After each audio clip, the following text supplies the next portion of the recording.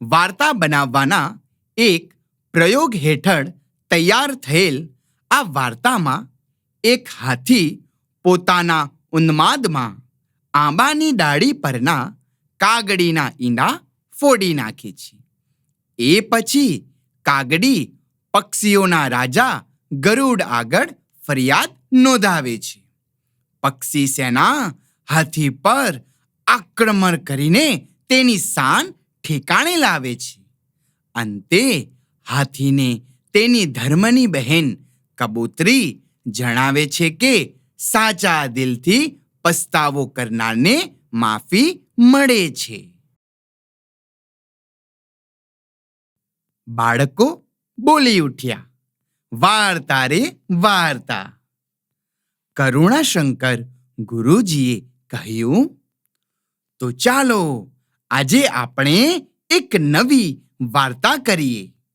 હું વાર્તા શરૂ કરીશ અને પછી વચ્ચેથી છોડી દઈશ. જ્યાંથી છોડી દઈશ ત્યાંથી તમારે એ આગળ ચલાવવાની. ગુરુજીએ વાર્તા માંડી.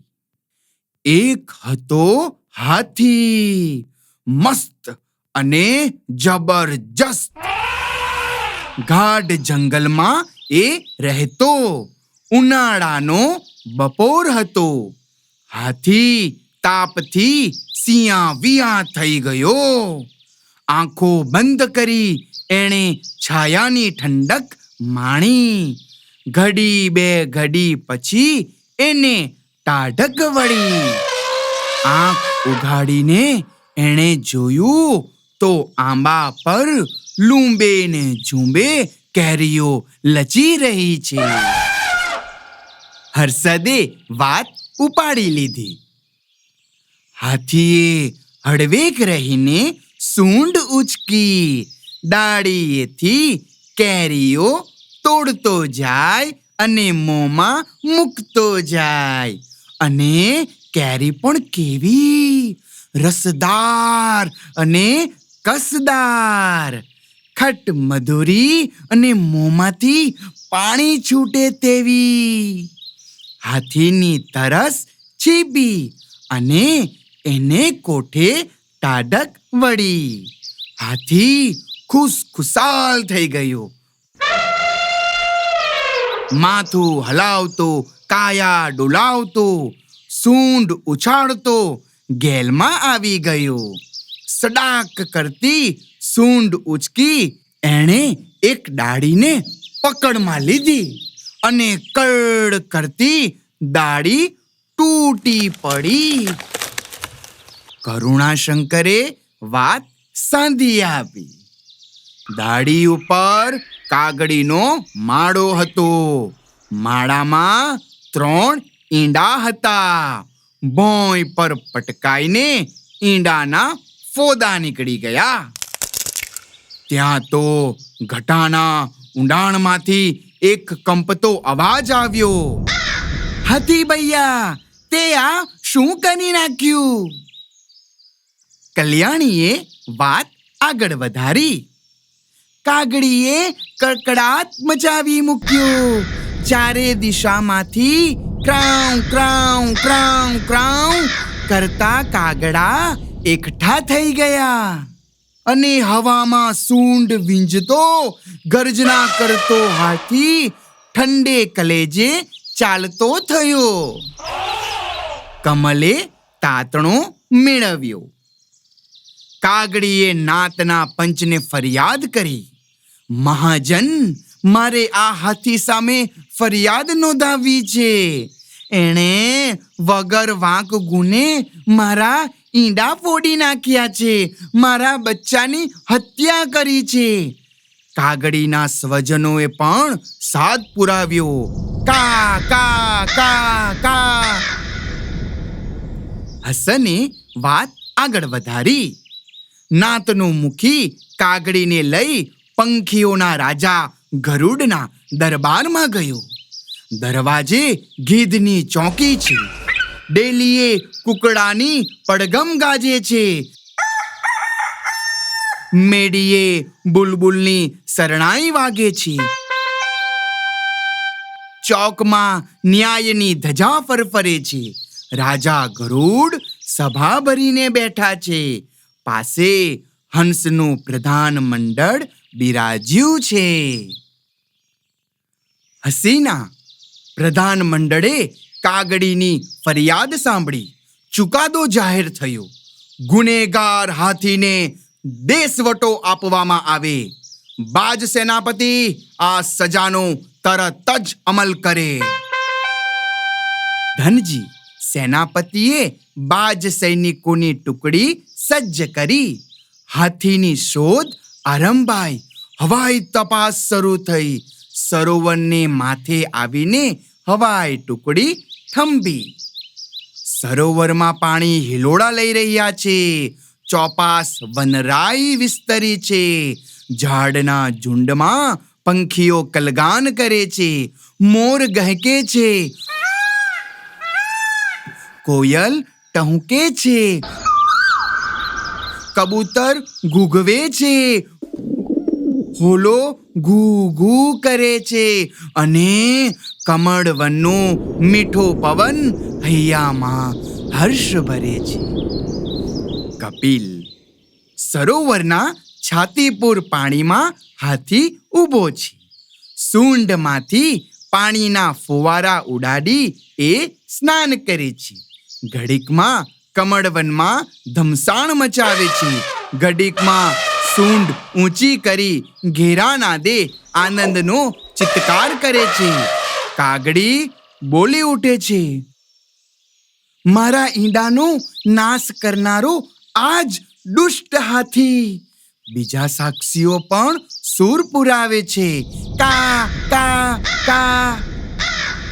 મકન અને બાજ સરદાર હવામાંથી તીર વેગે હાથી પર ધસે છે. એની પીઠ પર તીણી ચાંચનો જોરદાર ઘા મારે છે. હાથીના રંગમાં ભંગ પડે છે. એ છડી ઉઠે છે. ત્યાં તો બાજ ટુકડી એના પર ચારે બાજુથી હલ્લો કરે છે.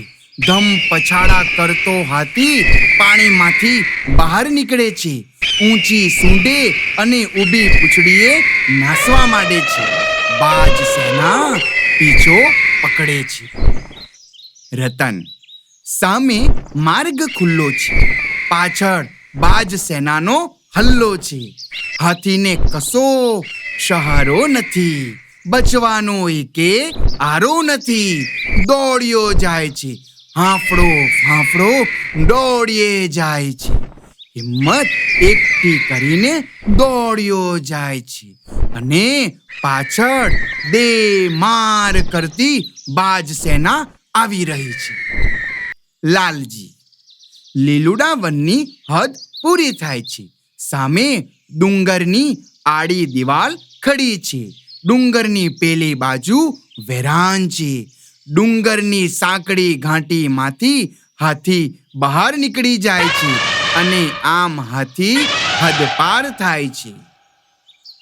કરુણાશંકર હાથી ભૈયા તને આ શું સૂઝ્યું? રોજ સવાર સાંજ પેલા આંબાની ઘેરી ઘટામાંથી એ દર્દભર્યો અવાજ આવતો હતો.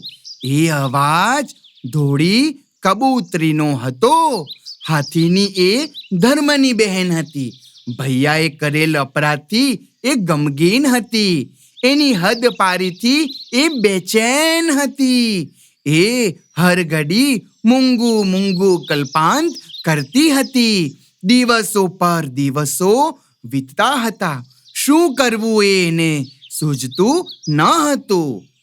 નરીમાન એને એકાએક એક વિચાર આવ્યો. સવારનું પહેલું કિરણ ફૂટતા જ એ ઉડી નીકળી. વન વટાવ્યું. ડુંગરની દિવાલ ઓળંગી. પોતાના હાથી ભૈયાની શોધમાં એ નીકળી પડી. ખુરશીદ આકાશમાં ભાગ્યે જ કોઈ ભૂલ્યું ભટક્યું પક્ષી નજરે પડે છે. ધરતી પર ભાગ્યે જ કોઈ પ્રાણી આંખે ચડે છે. નાના નાના ઝાડવાથી ધરતીના છેડા સુધીનો આખો પટ છવાયો છે. એકાદ આછું પાતળું ઝરણું વહી રહ્યું છે. આખા વેરાન પટમાં એ એકલી જ આંખ ઠારતી લીલી પટ્ટી છે. એ પટ્ટીના ઝાડવાના આછા અધૂરા છાયડામાં હાથી શરીર સંકોચીને પડ્યો છે. પોતે કરેલ પાપનો એને પસ્તાવો થાય છે. ફાલ્ગુન, એને કોઈકની પાંખોના ફફડાટનો ભાસ થાય છે. એ ઘેનમાંથી જાગે એ પહેલા જ એક ધીમો મીઠો અવાજ એના કાને અથડાય છે. હાથી ભૈયા, હાથી ભૈયા. એ આંખ ઉગાડીને જુએ છે તો સામે કબૂતરી આવીને એની સૂંઢ પર બેસી ગઈ છે. આશ્ચર્યથી અને આનંદથી એ બોલી ઉઠે છે, કોણ? મારી કપૂરી બહેન. અને એની આંખમાંથી બોર બોર જેવડા આંસુ સરી પડે છે. વિશાખા, કબૂતરી કહે છે, ભૈયા, આનંદના આવેગમાં તું ભાન ભૂલ્યો, ન કરવાનું કરી બેઠો. તારે મન તો હસવું હતું, પણ પેલી બિચારી કાગડીના ઈંડાનો ઘાણ નીકળી ગયો. રણમલ, હાથી કહે છે, બહેન, જોરના તોરમાં હું વિવેક ભૂલ્યો. હસવામાંથી ખસવું થઈ ગયું. આજે એનો મને ખૂબ પસ્તાવો થાય છે. હે બહેન, કાગડી મને માફી આપશે? રાગીણી, કબૂતરી કહે છે, તારા પાપનો તને પસ્તાવો થયો છે. એ પસ્તાવામાં તારું અભિમાન ઓગળી ગયું છે. તું કાગડીની માફી માંગવા તૈયાર થયો છે. મારા મનમાં એક વિચાર આવે છે. હું પક્ષીઓના રાજા ગરુડ પાસે જાઉં અને તારા માટે દયાની યાચના કરું. સાચા દિલનો પસ્તાવો કરનારને માફી મળે જ છે. ધીરજ, અને કબૂતરી ઉડીને સીધી રાજા ગરુડ પાસે પહોંચી ગઈ. ગરુડે કબૂતરીની વાત સાંભળી. એણે હાથીની હદપારીની સજા માફ કરી. કરુણાશંકર, હવે હાથી પોતાના વનમાં પાછો ફરે છે. એના માથા પર ધોળી કબૂતરી બેઠી છે. હર્ષના ગીત ગાતી કબૂતરી એને પેલા આંબાની વાટે દોરે છે. ધીમી ગતિએ એ આંબા નીચે આવીને ઊભો રહે છે. એ ધીમેથી સૂંઢ ઉચકે છે અને લાંબો ચિત્કાર કરે છે. એ ચિત્કારથી આંબાની કૂંજો ગૂંજી ઉઠે છે. ઝાડના ઝુંડમાં આ ગર્જનાના પડઘા પડે છે અને મીઠા અવાજે ગાતી કોયલ હાથીને માથે આવીને બેસે છે.